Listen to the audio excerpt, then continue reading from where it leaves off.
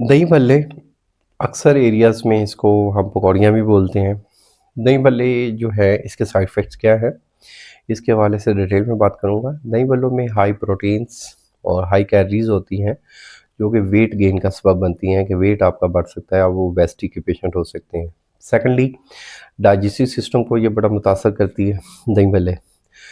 Third of all skin का मसला बन जाता है। फोर्थ ऑफ ऑल क्या है कि हमारा जो बॉयलिंग सिस्टम है, ठीक है, डाइजेस्टिव सिस्टम है, उसमें ड्राइनेस लेके आता है, उस पे गर्मी भी आ सकती है, उसमें खुशबू भी आ सकती है इसकी वजह से।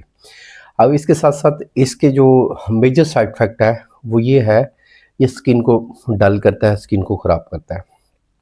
अब ये है कि सबसे बेटर ये है कि आप बाज़ारी स्ट्रीट फूड की बजाय स्ट्रीट से आप दही भल्ले परचेज़ कर रहे हैं, उसकी बजाय आप घर पे तैयार करें। इसमें आलू कम डालें, अगर जिगर का कोई मसला नहीं है, एलएफटी रिपोर्ट में आपका एसजीपीटी लेवल नॉर्मल है, बिलीरुबिन नॉर्मल है, तो आप दही भल्ले घर पे बना के इस्तेमाल कर सकते हैं। अल्लाह आपका हामी नासिर हो। शुक्रिया, जज़ाकल्लाह। अल्लाह हाफ़िज़।